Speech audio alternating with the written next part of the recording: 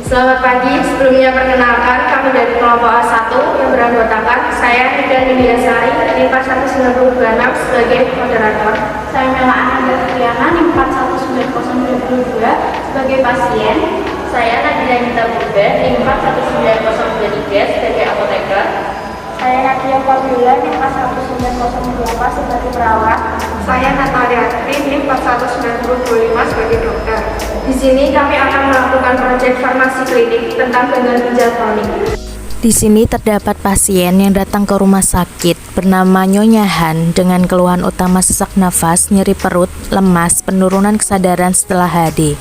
Dan diagnosis awal CKD Stegfon HD, abdominal pain, dan diare akut, dan memiliki riwayat penyakit CKD.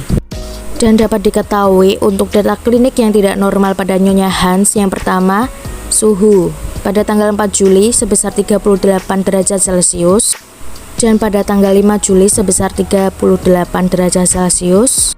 Kemudian untuk tekanan darah pada tanggal 4 Juli sebesar 152/81 dan pada tanggal 5 Juli sebesar 85/47. Kemudian data klinik yang ketiga yang tidak normal yaitu HR pada tanggal 4 Juli sebesar 130 kali dan pada 5 Juli sebesar 112 kali. Untuk data laboratorium yang tidak normal yang pertama ada hemoglobin pada tanggal 4 Juli sebesar 10,9, pada 5 Juli sebesar 11,3. Yang kedua hematokrit pada tanggal 4 Juli sebesar 34,5. Kemudian yang ketiga ada ureum pada tanggal 4 Juli sebesar 141 dan pada tanggal 5 Juli sebesar 55. Kemudian yang keempat ada kreatinin pada tanggal 4 Juli sebesar 11,76 dan pada tanggal 5 Juli sebesar 5,11. Dan yang kelima ada kalium pada tanggal 4 Juli sebesar 5,5. Dan keenam ada GDS pada tanggal 4 Juli sebesar 20 dan yang ketujuh PCO2 pada tanggal 4 Juli sebesar 27,4 dan yang ke-8 ada PO2 pada tanggal 4 Juli sebesar 59,9 dan terakhir ada HCO3 pada tanggal 4 Juli sebesar 16,4.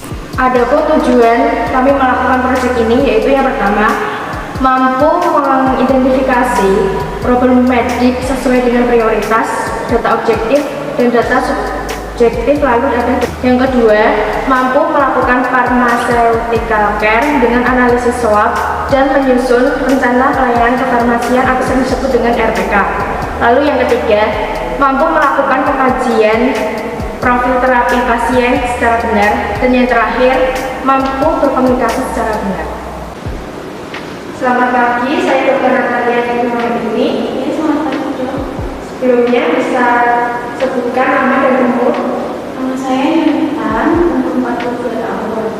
Baik, untuk yang dirasakan sekarang ini apa ya? Saya itu merasa sesak nafas, terus juga nyeri pada bagian kanan atas, terus lemas, terus juga kalau habis cuci darah itu saya itu malah kurang sadar gitu. Baik, saya bisa dulu ya. Silakan.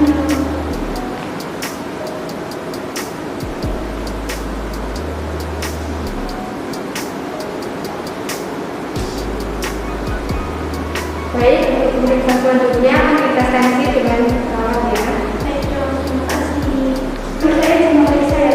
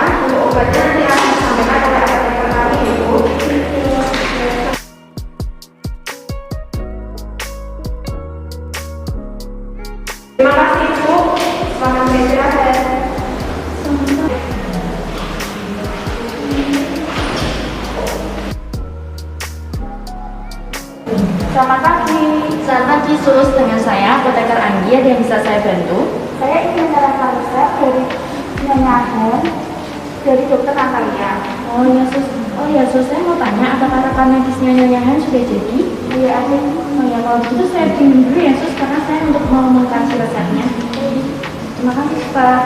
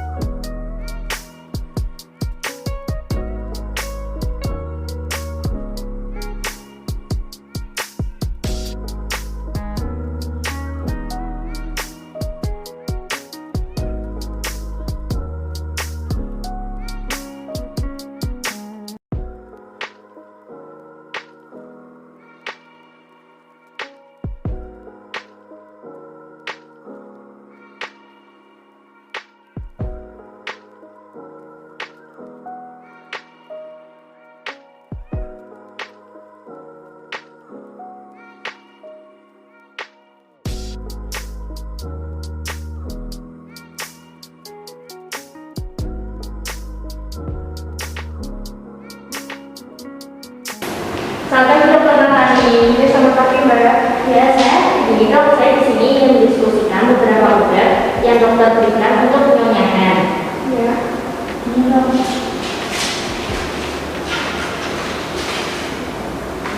Untuk penyonyangan ini dari rekam medisnya itu ureumnya nilainya 141, kreatinina 11,76. Cukup tinggi ya dokter. Di sini mohon maaf apakah benar dokter memberikan epinefrin 0,1 mg per kilogram per menit? Iya, benar, Mbak. Saya kasih itu. Berdasarkan jurnal dan literatur yang sudah saya baca, saya ingin merekomendasikan furosemid IV dengan dosis yang dianjurkan 20 sampai 40 mg. Lalu untuk problem medis yang kedua ada abdominal pain, itu diberikannya sirpronik 2 kali sehari ya dok ya. Untuk terapi itu saya rekomendasikan untuk dilanjutkan. Lalu untuk problem medis yang ketiga ada hipertensi dengan tekanan darah 152/81, diberikannya amlodipin 10 mg, bisoprolol 5 mg, dan kandesatan 16 mg 1 kali sehari. Untuk itu saya merekomendasikan untuk penghentian bisoprolol karena dari jurnal yang sudah saya baca, untuk penerapan pelaksanaan hipertensi dengan CKD digunakan obat yang digolongkan ACE dan ARB. Lalu yang keempat ada diare akut dengan suhu 38 derajat, itu terapi dilanjutkan aja ya dok, kemarin dokter memberikannya paracetamol dan levotirasen. Lalu yang terakhir ada aritmia, diberikannya vitamin IV dan ISDN 5 mg 3 kali sehari. Lalu pasien mengalami anemia dok, HB-nya cukup rendah yaitu ada 10,9 dan hematokrit 34,5. Ini belum diberikan terapi ya dok? Iya, belum. Ya, saya merekomendasikan berdasarkan perhitungan yang saya hitung itu diberikan PRC sebanyak 3 kantong. Lalu ada DM, ini terapinya dilanjutkan aja. Lalu untuk hiperkalemia itu dengan nilai kalsium 5,5 itu sebaiknya diberikan furosemid IV dengan dosis yang dianjurkan 20 sampai 40 mg. Apakah dokter setuju dengan rekomendasi yang saya berikan? Baik, Mbak, untuk obatnya saya sudah setuju karena sesuai dengan jurnal. Baik dok, nanti akan saya informasikan ke perawat ya dok. Baik, Mbak. Terima kasih, dok. Terima kasih, Mbak. Selamat siang Ibu. Tidak salah benar dengan Nyanyahan dengan usia 42 tahun. Selamat siang, ya betul Mbak. Ya, perkenalkan saya Nadia Anita Buber, apoteker yang berjaga di rumah sakit ini. Di sini saya akan memberikan informasi mengenai obat apa saja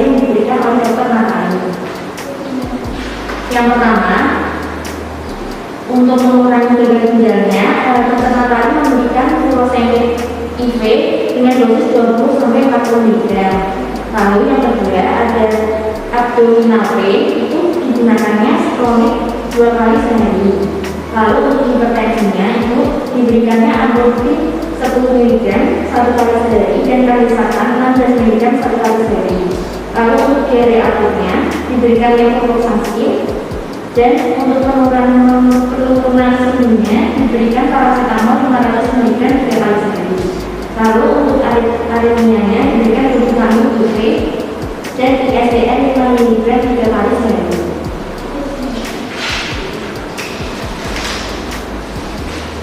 Selanjutnya untuk anemianya diberikan PRC 3 kantong.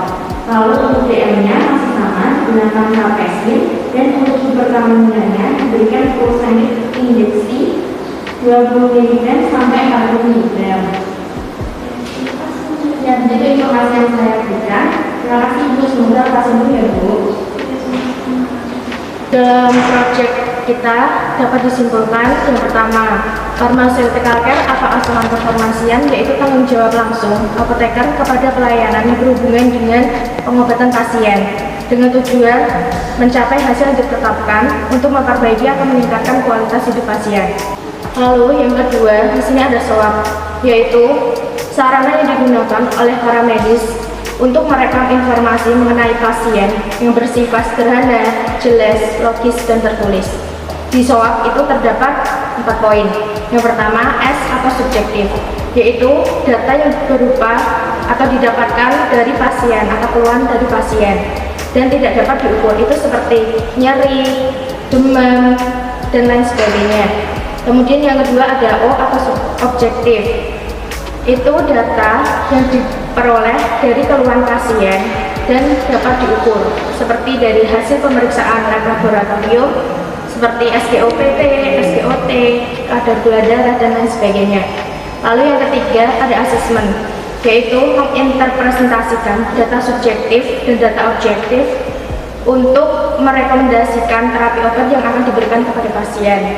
Di dalam asesmen ini terdapat 8 jenis DRPS. Jadi jika dalam pengobatan ada salah satu DRPS seperti underdose atau overdose, itu kita bisa melakukan pergantian obat atau pengurangan ataupun penambahan dosis. Kemudian yang terakhir ada P atau plan. Itu tindakan lanjut dari asesmen yang telah dilakukan. Itu seperti tadi kan di asesmen itu jika ada pergantian obat atau pengurangan ataupun penambahan dosis bisa dituliskan ke dalam plan. Cukup sekian proyek farmasi klinik dari kelompok kami. Apabila dalam melaksanakan ada kesalahan kata, mohon maaf. Terima kasih.